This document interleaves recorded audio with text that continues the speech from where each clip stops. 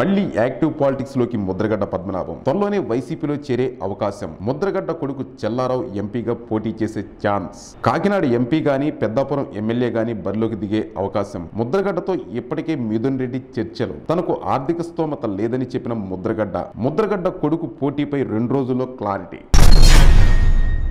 10,000 విలువ చేసే సిగరెట్లు చోరీ చేశారని మంగళగిరికి చెందిన మద్దాలి ప్రసాద్ మంగళవారం పట్టణ పోలీస్ స్టేషన్లో ఫిర్యాదు చేశారు. బాధితుడి ఫిర్యాదులు పేర్కొన్న దాని ప్రకారం రోజువారీ సిగరెట్ల అమ్మకంలో భాగంగా అన్నపూర్ణ థియేటర్ వద్ద గల షాప్లో సిగరెట్లు అమ్ముతున్నానని తెలియజేశారు. తన టీవీఎస్ బండికి సిగరెట్లు ఉన్న సంచిని తగిలించగా ఎవరో గుర్తు తెలియని వ్యక్తి సంచి తీసుకుని పారిపోయారని ఫిర్యాదులో పేర్కొన్నారు. ఒంగోలులోని సిబ్ కార్యాలయంలో సీసీగా విధులు నిర్వహిస్తున్న సయ్యద్ ఫారూక్ అహ్మద్ను ఏసీబీ అధికారులు మంగళవారం రెడ్ హ్యాండెడ్గా పట్టుకున్నారు. కేసులో ఉన్న ఓ కారును రిలీజ్ చేసేందుకు 15,000 అడగ్గా అంతకుముందు 8,000 ఇచ్చి ఈరోజు సీసీ సయ్యద్ ఫారూక్ అహ్మద్ సదరు వ్యక్తి వద్ద 7,000 లంచం తీసుకుంటుండగా ఏసీబీ డీఎస్పీ శ్రీనివాసరావు ఆధ్వర్యంలో పోలీసులు అకస్మాత్తుగా తనిఖీలు నిర్వహించి పట్టుకున్నారు.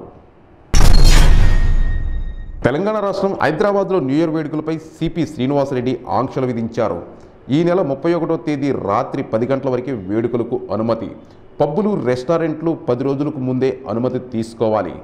ప్రతి ఈవెంట్లో సీసీటీవీలు, సెక్యూరిటీ గార్డ్స్ ఖచ్చితంగా ఉండాలి. పబ్బులో డాన్సులతో కార్యక్రమాలపై నిషేధం. అనుమతి లేకుండా లిక్కర్ సరఫరా చేయకూడదు. కెపాసిటీకి మించి పాసులు జారీ చేయొద్దు.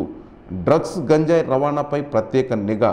డ్రంక్ అండ్ డ్రైవ్లో దొరికితే కఠిన చర్యలు తప్పవన్నారు హైదరాబాద్ సిపి శ్రీనివాసరెడ్డి తెలియజేశారు. తమిళనాడుపై పగబట్టినట్లు కొండపోత వర్షాలు కురుస్తూ ఉన్నాయి.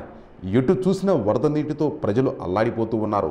శ్రీవైకుంఠం రైల్వే స్టేషన్లోకి వరద నీరు చేరడంతో రైలు నిలిచిపోయింది. రైల్లో ఉన్న ప్రయాణికులను హెలికాప్టర్ ద్వారా ఆహారం అందిస్తూ ఉన్నారు. తమిరాబరణి నది పొంగడంతో తిరువెన్నెలి జలదిగ్బంధంలో చిక్కుంది. తుత్తుడికి పట్టణం నీట మునిగింది.